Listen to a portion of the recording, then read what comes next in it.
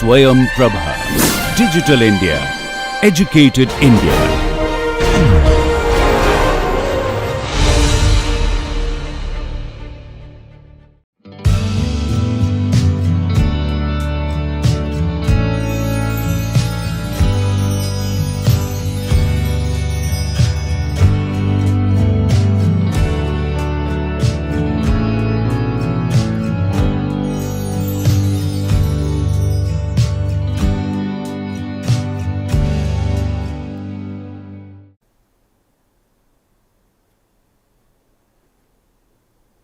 Good morning all of you. Today we are going to discuss about very interesting topics, the topics on Navier-Stokes equations.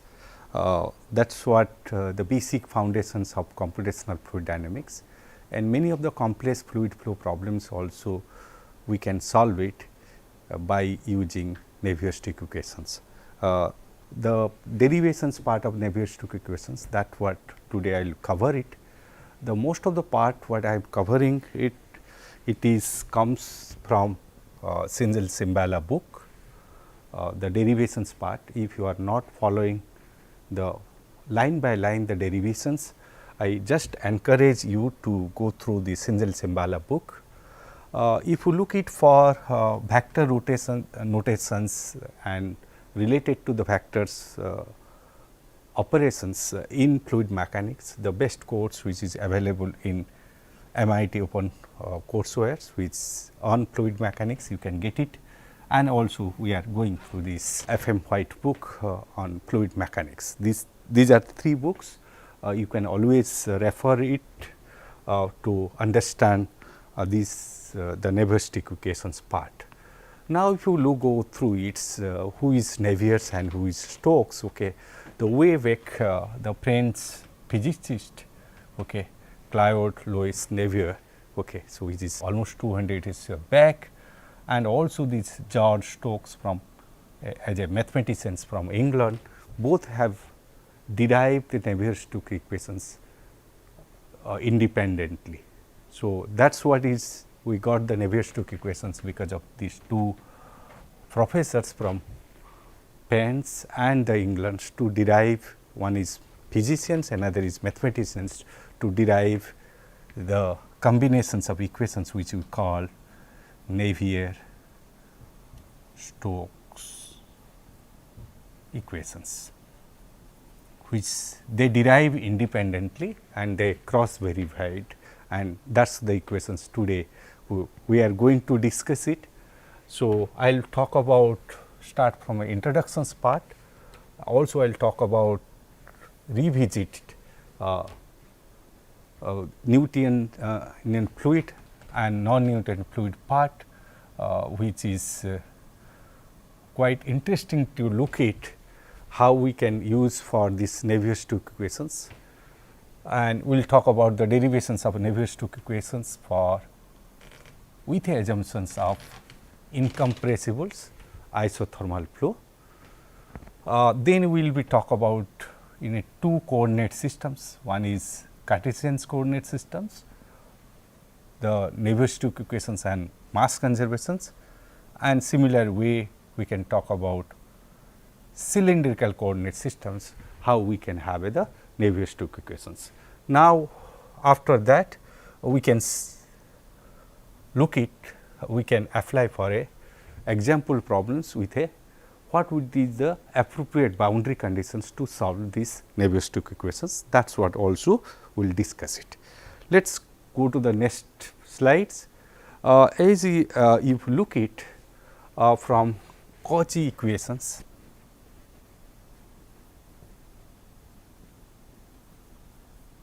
what we get it just in vector forms, in vector form,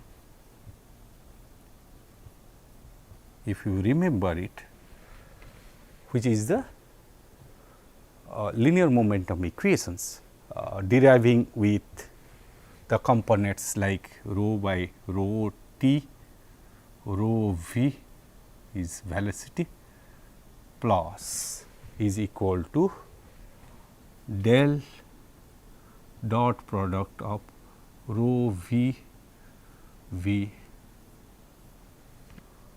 is equal to rho g is a vectors plus we have the del product or divergence of the stress tensors. This is what we have derived as a Cauchy equations, which is a linear momentum equations for a infinitely small control volumes. We have derived the basic equations for as a linear momentum equations for a control volumes, which is having infinitely small control volumes. We can derive where sigma I j is a stress tensors. Now, if you look at the component wise, before going to these derivations, I just want to look at what is the component wise of this part. If you go back very basic things, the vectors divergence. Okay. If you look at that del and v, the velocity divergence, it is talking about the net volume outflow from a control volume. Okay. So, if you derive a simple equations as find out the velocity divergence, what it says that, what do we understand from that, if you physical interpretations of that is a volume outflow per unit volume, per unit control volume. Okay. So, if you consider a control volume is a unit, then this is what it indicates, the divergence of velocity is indicates how much volume outflow happens is per unit volume. So, we can consider a 0 for a simple cases where we are talking about. So, that is what is indicates the physical interpretations of velocity divergence. The same way, if I just put it the del into rho and to v, what is this is indicating is the mass outflow for a unit control volume. That is what is indicating me. That same way, this for volume outflow per unit volume, if I multiply volume with a rho, the velocity with rho, that is what is mass outflow per unit volume. Same way, if you can just interpret it that the divergence of rho v v, okay, is nothing else is a momentum outflux per unit control volume. So, if I try to interpret this, the physically this part, okay, nothing else, that is what change in momentum. Okay. Here we have a linear momentum within the control volume with respect to time. That is what with respect to time. This is what is a momentum outflux from this control volume. This is the momentum change within the control volume. This is the what momentum outflux per unit control volume. These two can indicating for us two force component, one is body force, another is the surface force. That is what body force and the surface force component. So, if you look at that, what we are deriving this, that we are not bringing a new physics to that. The same concept we are talking about that we know from Newton's second laws, the force is equal to mass into acceleration. The same concept we are talking about, but we are talking about a control volume. That is the difference. The control volume acted by at the surface as a surface tensors, as well as it has a body forces, which is the gravity components what we are considering it. So, if you look at these Jaeg's equations, if you have simple derivations, alternative form, okay, with more derivations you can just go through the derivations, go through the Singhal-Shambhala book. I am not deriving one by one. If I look at that, just modify that, I will get this component, this is vector is equal to v dot del into v, that is what is equal to rho g factors del dot sigma I j. Okay. So, just the same Cauchy equations, if I just use the vectors relationship, I will get this part. As we discuss it, this is nothing as the local accelerations, this is what the convective accelerations. If you just split it, this is the local accelerations, this is the convective accelerations. That means, we can rho dv by dt is equal to rho g del into sigma I j. So, this is what mass, this is the mass into acceleration per unit volume, that is what is this dv by dt is accelerations into the rho, that means it is a showing it, if I divide by this volume, I will get this part, and the force what I have a body force, I have a surface force. So, if you look at that, even if you do a vector notations, we are deriving the very basic Newton's second law is that force is equal to mass into acceleration, nothing else. Please remember that we are not deriving a new hypothesis, we have followed the same hypothesis, is that force is equal to mass into accelerations. Here in the fluid flow, we have a body force, we have a surface force. The surface force we are considering from the stress tensors. The body force we have the g components, that is what we are getting a body force and surface force. Mass into accelerations, that is what we have the mass acceleration, but per unit the control volumes, that is what we are applying it to get it these equations. So, this is very easy, the same the great equations of Newton's second laws, the force is equal to mass into accelerations, only we have a change of the formats. Okay. For a control volumes, we are writing this form, which is having a two force components, the body force and the surface force component and the accelerations part. Okay. That is what we are deriving it. If I consider it, that same concept as that is not the difference between Cauchy equations or Newton's second laws, both are the same.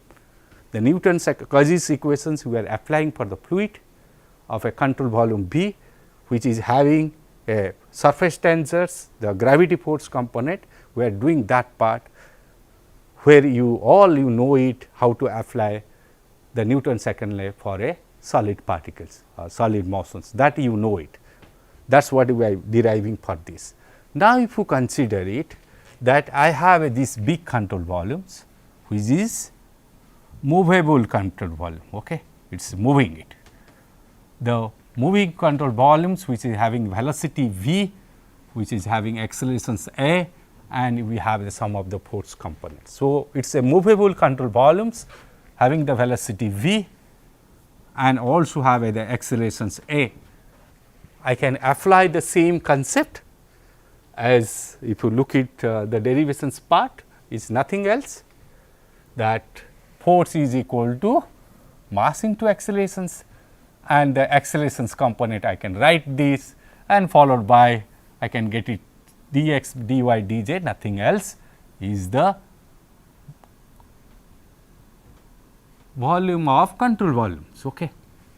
So, if we consider a parallelified control volume, which is simple to derive the equations, not going for surface interval volume integrals, it is easy for us to do it. So, if you consider this type of simple control volumes, the Cauchy's equations help us to derive the simple form of equations. Vectorically you can remember it both way, that how the equations are there. Even if you have a doubt over these equations, okay, many of the times always we have a doubt about the equations, how it is there. Okay. That's the common things. Okay. When you have a big equations, and always we put a doubt over that, how these equations are all the components of equations are correct or not correct. What I can suggest you, please look the dimensions. Okay. So, the basic equations what I have, rho dV by dt is equal to rho g del dot sigma j. Okay. What is the dimensions of this side? Rho is m by L q into accelerations, okay, L by t square. So, you can just cut it. Okay. You can see that this is what force per unit volume, that is what you will commit. Okay. That is what you can see, that this is a force per unit volume. Same way m by L q, g is a accelerations unit, you know it, L by t square plus what is the unit of this? 1 by L. Sigma stress is a force per unit area. So, force you have a m L by t square, unit area is L square. So, if you look it, just put the dimensions. Once you put the dimension, you can understand every part. The del is the dimension by 1 by x, that is what 1 by L is here. So, if you put the dimensions, you can see these are all the component force per unit volume, force per unit volume, force per unit volume. That is what this is, force because of surface force, this is a force because of body force, this is the force because the body is moving with a velocity v, which is having the acceleration component is a. That is the basic things when you look at the basic equations of Cauchy's equations, if you derive from Newton's second law concept. Always you can tell it that if we can get directly from these simple control volumes with a movable control volume, what is necessary to derive Cauchy equations considering infinitely small control volume? What is necessary? The necessary is to you to demonstrate it that we are discussing the velocity field, we are discussing about density field, we are discussing about the pressure field. All this field we are derive it for a small control volumes. The basic equations is this part, whether you can have a this to just to demonstrate it that these are all the field. Okay. That is the reasons we have considered infinitely small control volume. Otherwise, I can use the same Newton's second law to derive directly these equations. No, we follow to show you the velocity, density, the pressure, the stress tensors, all are continuous functions. You apply through a control volumes using the Reynolds transport theorems and the Taylor series. We demonstrate it that the functions what we are getting it, which is as close to as we are getting from simple derivations. So, basic idea you to demonstrate it, all this field, the velocity field, the density field, the pressure field, the trace fields, all are having a functional dependency of the space and time for a infinitely small control volumes. If I derive it with a Taylor series with a Reynolds transport theorems, the finally we will get this form of these equations, nothing else. Okay. That is the reasons I want to say that please do not be fear about the equations. Okay. Try to understand the physics, which is a very interesting, and that is what will make it force is equal to mass into accelerations, nothing else. The same we have the different formats. To demonstrate you that in a fluid flow, we have to consider these are continuum functions with a space and time, the trace, the velocity, density and the pressure, as I demonstrated in the first class itself. In fluid mechanics, what we look at? We just look at what will be the velocity field, what will be the pressure field, what will be the density field, what will be the acceleration field, what will be the trace field. All we need it. That is the reasons we try to solve these equations. Okay. So, if you look at that, the same concept we are talking about, do not have a fear about vector notations of these equations, which is looks very difficult, but I do believe it. Today's what you have a computational efficiency as well as the materials what is available in many platforms. I think you can understand very easily all these vectors components. Okay. Let me I go to the next level, where I will be just telling it that many of the times I do not need 3 dimensionals the Cauchy equations. Okay. We are enough look at the 1 dimensional part, but always you can say that how do we can remember that equations, which is looks a very difficult. It is not a difficult, it is a very easy equations to remember it. First what we can do it, always draw the axis. Okay. So, draw x, y, z. So, we have a friendliness. Whenever you solve the fluid mechanics problems, you draw the Cartesian coordinates or cylindrical coordinates or polar coordinate systems. The fluid mechanics problems, before solving, you have to scale the coordinates. Okay. That is the axis, that is what is necessary. Once you put the x, y, z, you can write the scalar component u, v and w. Okay. So, that is we know it. Okay. Then you can write other components, okay, which I am not looking now. I have to look at the stress component, which is acting to parallel to the x directions. Okay. So, I am to, so what I will do it first sigma x x. So, you can understand it, it is acting over this surface and perpendicular to that, which is one y x sigma z x, which is all threes are acting along the x directions. Okay. So, you can take the surface, you can look at that, this is a sigma y x, and take this surface, you can look at what is the sigma z x. That is what you can notate it whenever you sketch the figure coordinates. As soon as you put the coordinates, write u, v, w. Same way, if I am to write this part, okay, I will write sigma y y, okay. Sigma will be the x y, sigma z y.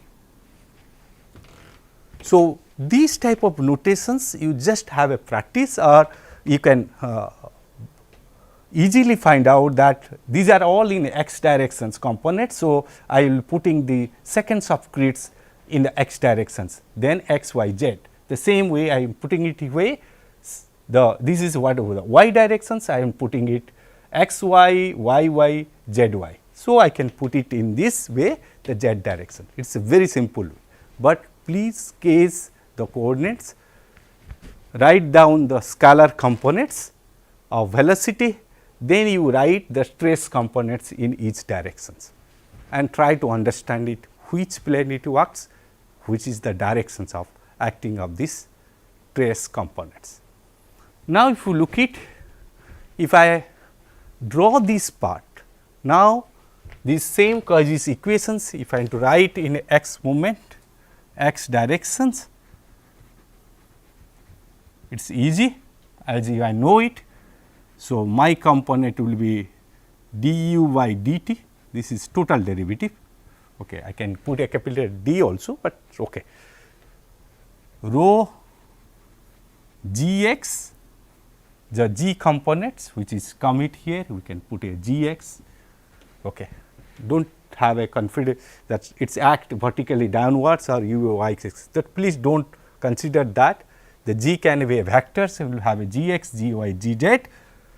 So, this is a scalar component of the g, sigma by sigma x, rho x x, that is what is acting in the x direction, y, rho y x, delta by delta z is rho z x. Okay. So, you can look it, if you just look at this part of the component, always you can write this part, it is not a difficult. The same way, if I write for the y directions,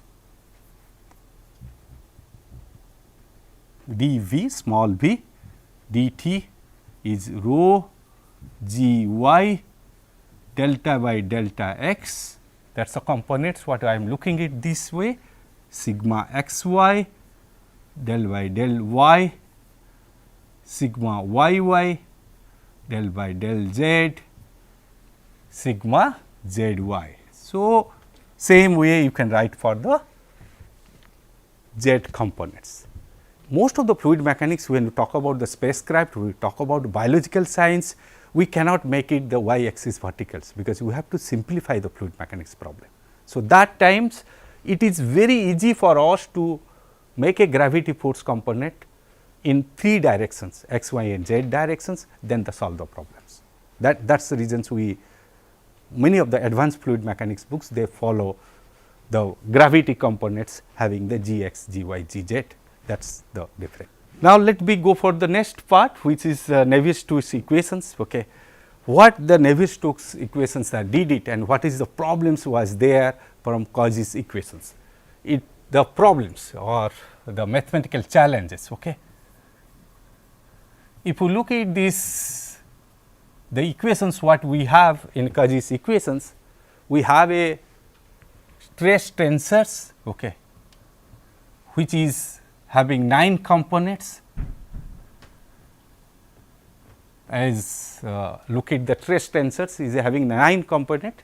Even if you look at symmetric cases, so it comes back to a 6 components. Okay. So, if you, so 6 are unknowns are there, then we have a unknown functions, we have a density, we also unknown having the velocity scalar component. So, that means we have a 10 unknowns for 4 equations. Okay. So, 3 equations from Cauchy's equations, 1 equations from mass conservations. How can I solve the 10 unknowns for 4 equations? We need to have the approximations here. The Navier-Stokes equations does that approximations, that to reduce these unknowns, the 10 unknowns to the 4 unknowns, so that with help of the 4 equations we can solve the problems, because we have 3 equations from Cauchy's and 1 equations from mass conservation equations. So, we have 4 equations, 4 basic governing equations with us, but at present we have a trace components are 9 components, but if you consider the symmetric, then even if the symmetric cases I have 6 components, 6 plus 1 is density and the velocity is a 3 scalar components. So, that way I have 10 unknowns for the 4 equations. So, basic idea comes from the Navier-Stokes equations, okay, which looks like that almost 40 to 50 years works to reduce this the equations which is in a 10 dependent variables, okay, 10 dependent variable equations can make it to a reduce the variables, okay, dependent variables from 10 to 4, so that we can solve it with certain assumptions. There is no doubt about that. Since it is a very basic level of the fluid mechanics, I am not going to advanced level. Those are interested for the advanced fluid mechanics level, they can have a advanced fluid mechanics course, or there are the lot of books are there and you can follow it. So, the basically our objective is here to reduce the dependent variables, which is the 10 dependent variable to the 4 dependent variables and the 4 equations, and we can solve the problems. That is the idea for the Navier-Stokes equations. First approximations what they have do it is very interestingly, they consider it that if you assume it the fluid at the rest, if you are assuming the fluid at the rest, at that point there will be no shear stress, that is what you know it. So, there will be no, that is what the shear stress components becomes 0. Only what we will have through the Pascal's laws, that I will have the pressures which is the equal amount of the pressures will be acting in all the directions. That is what I will get it when you have a fluid at the rest. That means, if I consider fluid at the rest, my stress tensors which I defined earlier, that comes out to be, again I am just writing for you the stress tensors what we are define it, that is what will be becomes minus p 0 0 0 minus p 0 0 0 minus p, that is what will become it, because there is no shear stress component when fluid at the rest. That is what the basic definitions of the fluid at the rest condition. When the shear stress 0, as equivalent the stress tensors will be a functions of the pressure. The negative sign we have considered, as if you look at the stress and the p is a opposite directions, that is the reasons we have used the minus p component.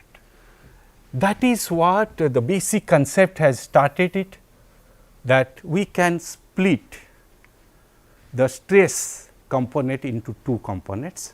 One is having the pressure and another is having the shear stress component. That means, if fluid start moving it from rest to a moving conditions, then the pressures component what will be built up, that is what will come out to be this.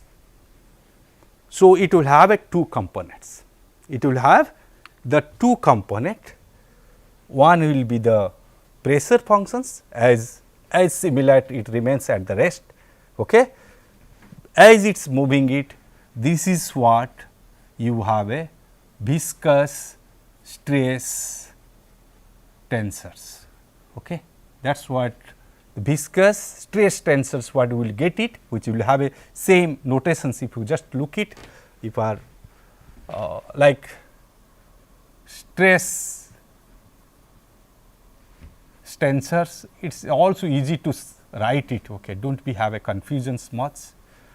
Sigma xx, first you write it, okay. Next will be in the same x directions, it will act it, but the plane which is perpendicular to the y axis, then z axis. So, this is what all x direction. So, same way you put it for y directions, that is what will come it x and y, this will be sigma y y, this is what will come it z y. So, you remember it, the second subscripts will be the same, it will move x y z, x y z. So, same way I can write it for this is y direction, this is for z direction. Sigma x z, sigma y z, sigma z. So, please have always have a practice to write this component, the subscript form components, and this is the x direction, this is the y direction, this is the z directions. So, this is in the x direction, so second subscript will be the x. So, as going from up to down x y z, x y z, x y z, that is all. So, if you can remember these notations, which is not difficult, always you can remember these notations, because that is what, and always thinks that this is a trace acting on this surface. That is what you have to visualize. This is the trace components acting over the surface. The surface which is a parallelepiped, or very simple way you can understand, is a cube.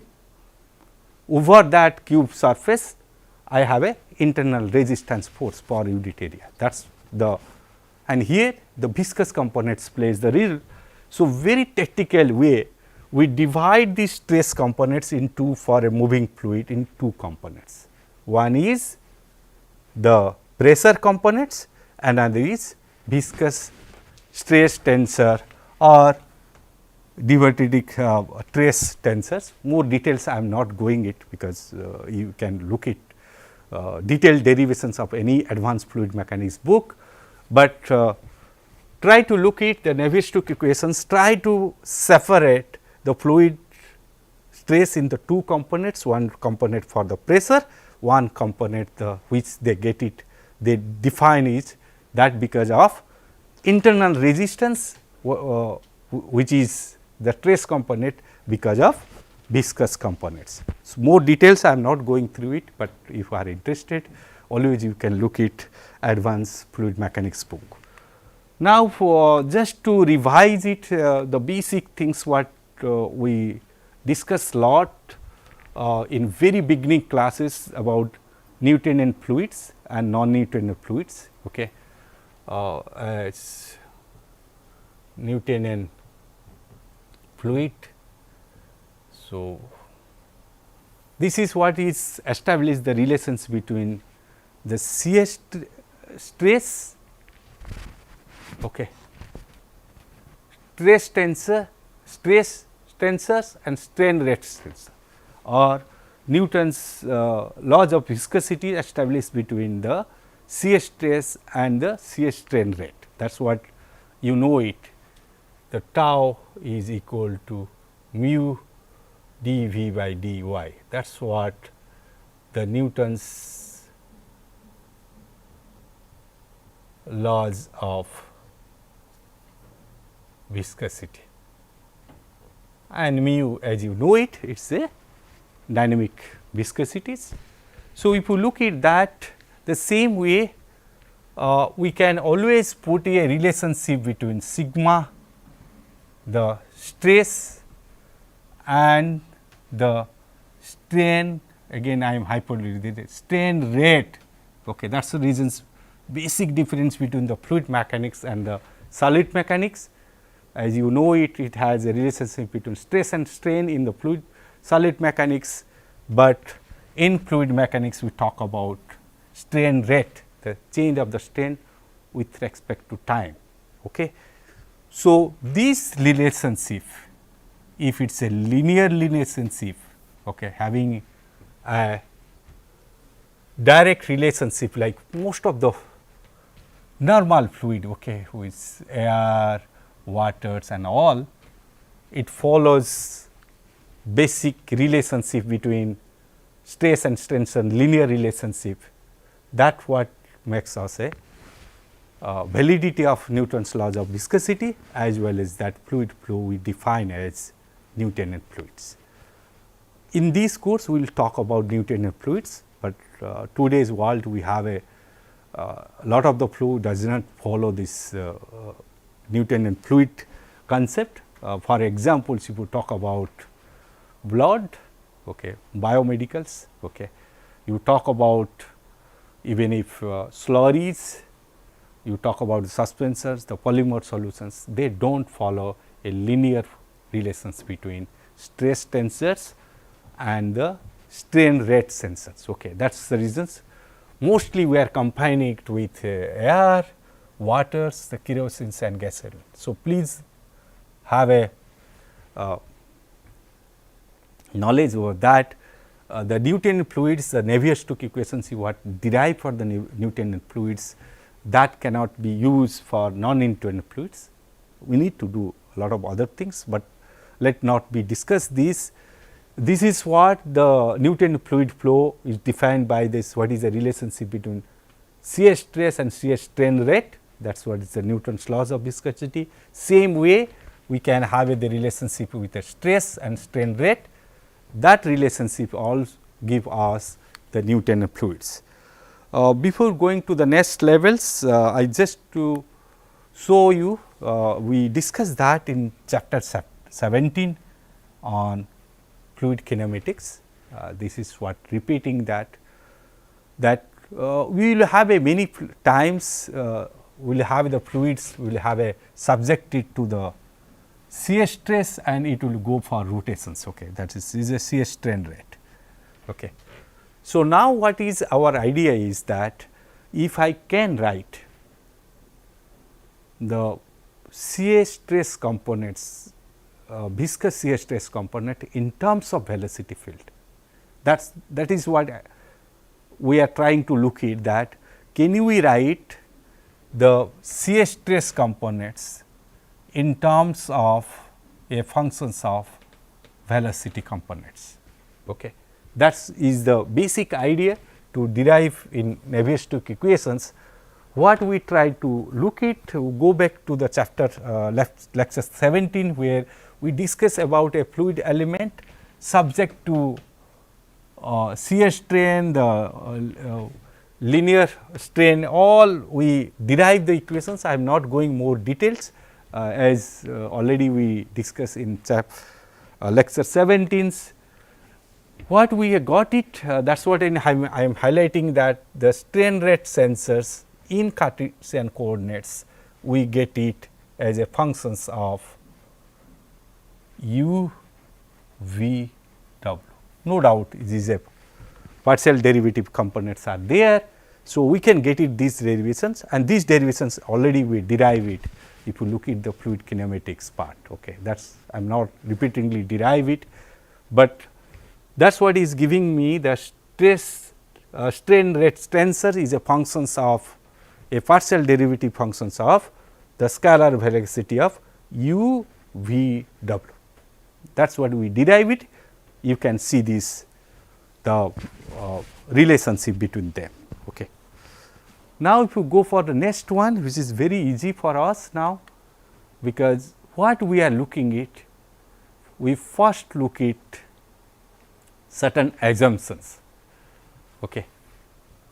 First is incompressible flow.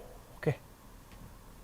That means density more or less fairly, okay, does not change with space as well as time. That means it is a constant. It is a constant. That is the flow is called incompressible flow. Next is that isothermal, okay, as flow. So, thermal means you can indicate it is a temperatures. Okay. Isothermal means within the fluid domain temperatures remain more or less constant. That means within the fluid domain we are not considering it that there is a temperature change. Okay. That is what a significant order of change of the temperatures. So, that is what is isothermals. Because the temperature does not change it, the dynamic viscosity is more or less is a constant. Okay. That is what it happens as the temperatures remains constant. We are considering a fluid domains where we solve it, we consider that temperature does not change significantly. Okay. In the fluid domains which we are considering to solve the problems. That means the dynamic viscosity that also remains more or less constant value. If I have these two assumptions, okay, this great simplifications of fluid flow problems. Okay. So, if you look at that and go through very detailed book is there, but it is quite higher level book, okay, of fluid mechanics by Kundu, Kochen and Dulling, which is really is a higher level book of fluid mechanics.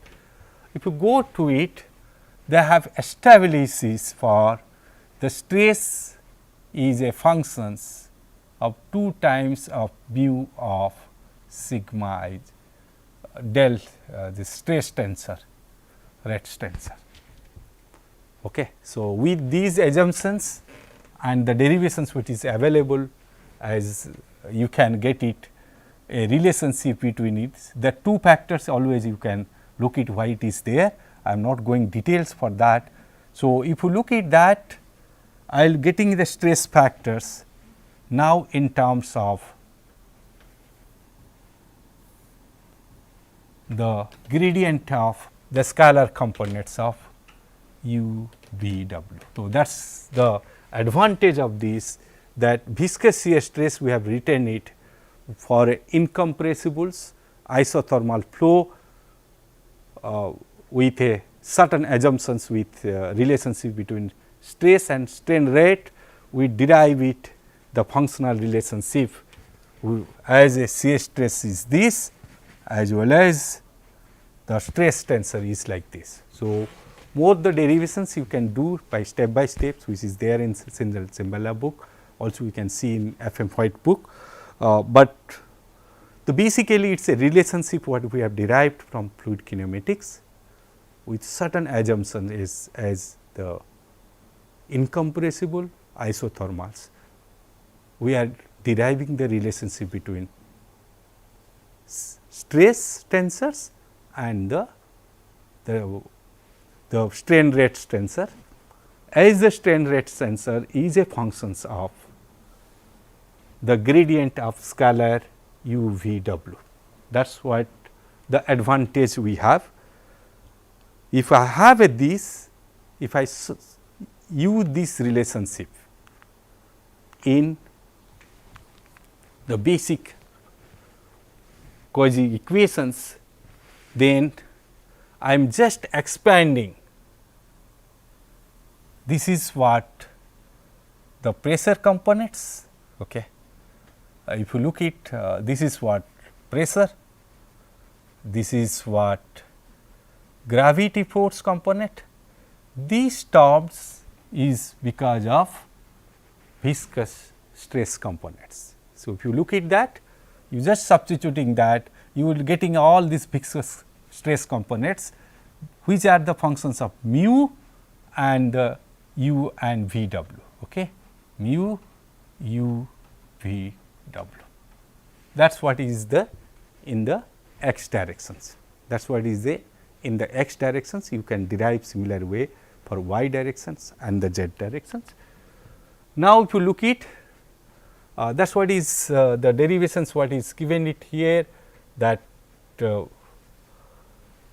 pressure is a normal stresses only. Okay, that is what is this, and viscous stress tends consider both normal and shear stress component. It contributes the 3 terms. If you look at there are certain assumptions which I am not going details, like if you look at this the functions of when you have do the 2 differentiations, okay, x or z or x z, that reverse things does not matter it, as it is a smooth functions of x, y, z. You can equate, they both are the same values. If I consider that, rearranging these terms, I get very interesting equations. Okay. This is if you look at this is a continuity equations. Okay. Del dot v is 0 for incompressible flow. That is what, if I substitute that values. Okay. Now, what I am getting it, again I am just to rewrite it, because we retain these things, the accelerations components. Okay, this is a total derivative minus dp by dx. So, new terms has come because of pressure gradient. This is the force component because of pressure gradient rho g x, then we are getting it mu times of Laplace operator of u. Okay. So, that is the mu is a constant for us as we consider is isothermal case. So, we are getting it the additional two components which is a shear stress component the stress components were there, we split into two parts. One part is a pressure components which is we getting a pressure gradient component here. We also getting it the components because of viscosity is that mu rho square Laplacian operator of u. If mu is equal to 0, so you can easily say that this is equal to 0. That means your basic equations is du by dt is del p by del x rho g x, which is a form of Euler equations. There is nothing else. It is a, if there is no viscosity components, we can reduce to a Euler equations. If we consider the fluid at rest, so u is equal to 0, dp by dx, okay, plus rho g x is equal to 0, which is the equation for hydrostatics. So, if you look at that, the equations what we have derived the Newton Navier-Stokes equations, if we simplified it, we will get it in different forms, Euler, or we can get it basic hydrostatic equations.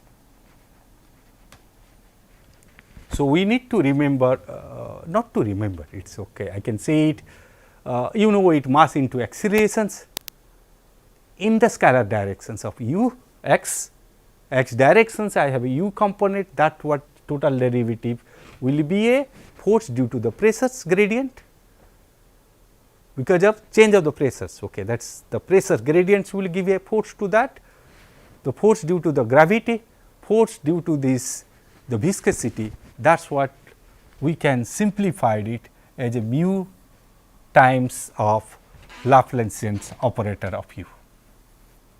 That is what it's very interesting.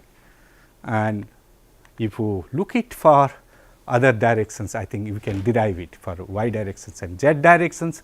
As I just emphasize is that you just look at the notations, okay, here g x, g y, g z, this is gradient in x directions, the equations what we are deriving for this is a gradient in y direction and gradient in z directions, showing that what is the pressure force is acting on, okay, per unit volume.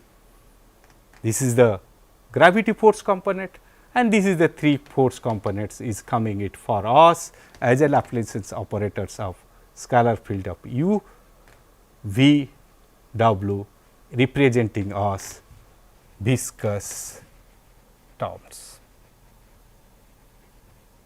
Okay. So, now if you look at these equations which we derived now as the basic equations, what I derive it as the Navier-Stokes equations, this is the three equations what I have. The Navier-Stokes equations gives me three equations. As you can look at that, these three equations we are getting it, plus we have a one equations is a mass conservation equations. But these equations, if you remember it, it is the equations what we have derived for the incompressibles isothermal cases. Okay, that the assumptions you have to look at. For that derivations, we have a three equations what we got it, which is a nonlinear second order partial differential equations. One equations we have from the mass conservations. So, that means again we have a four equations, no doubt about that. But if I just look at how many dependent variables now, okay, how many, the number of dependent variable. If you look at, as this flow is incompressible, so density is not there, it is a constant value. I have a 3 velocity components are unknown and I have pressure components unknown. So, Navier-Stokes has made it us very simplified it with certain assumptions, no doubt about that. We make it the equations with a 4 equations, 4 dependent variables, 4 unknowns to be get it, which is a function of space and time, which is the scalar velocity components u, v, w and the pressure. So, we have 4 equations and 4 unknowns. So, we can solve it, but still it has the problems is comes it here is it's a unsteady time component is there, non-linear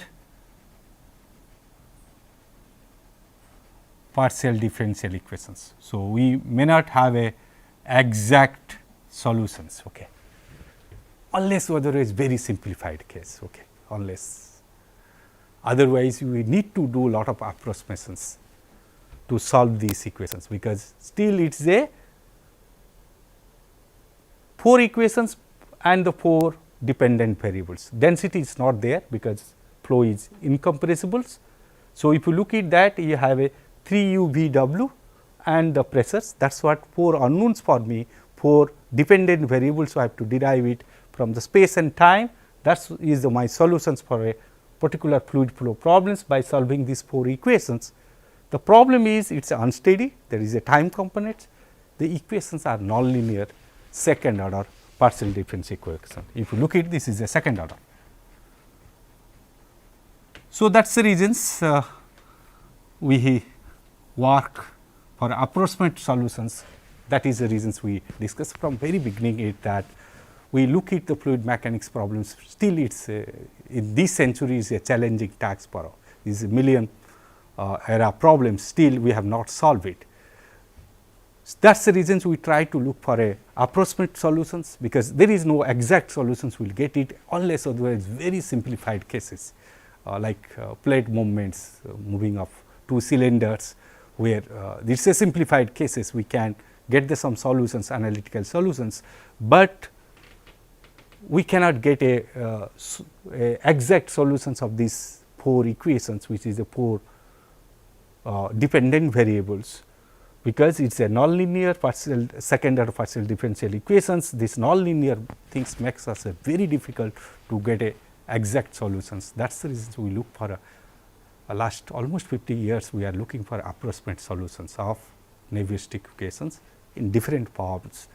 That what is given birth of computational fluid dynamics, which we discussed many times.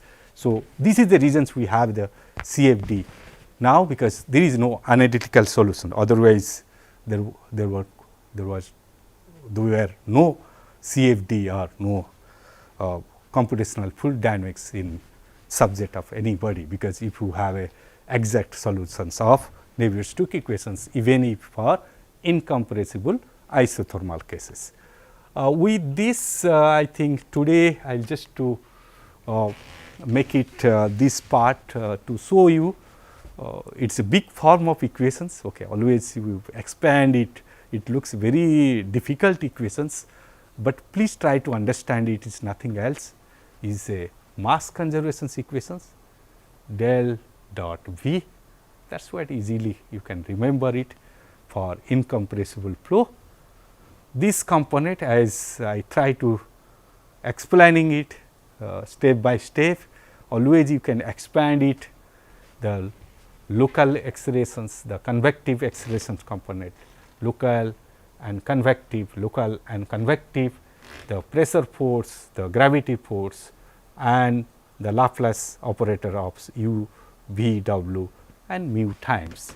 So, the equations when we expand from the vector form, it looks very complex, as I said, it is a nonlinear second order partial differential equations what we are getting it, that will be there.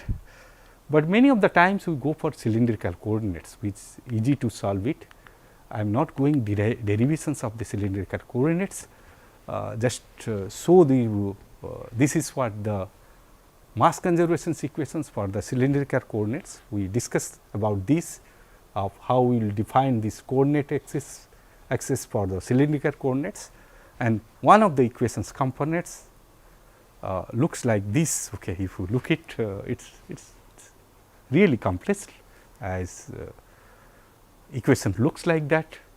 Okay, and it makes a fairness, but I do not think it is that. If you really look at the same way the convective acceleration and local accelerations and look at the Laplacian operators in the cylindrical coordinate systems, you will get the same components what we will be talking about that. So, more details if you look at the theta component and z components, okay, these equations are more complex. All these equations are available in Shenzhen Chimbala, even if FM white books. Okay, I am not encouraging you to remember these equations as it expected, not expected in many problems. Okay, I do believe it. Look at positive way these equations what we have derived from Cartesian coordinates. Try to understand in a vector forms. It is easy to interpret it at the vector form as compared. Look at each components as in a cylindrical components. So, in the next class we will talk about what are the boundary conditions and some of the basic features of the Navier-Stokes equation, as well as we will try to solve few of the problems. Thank you.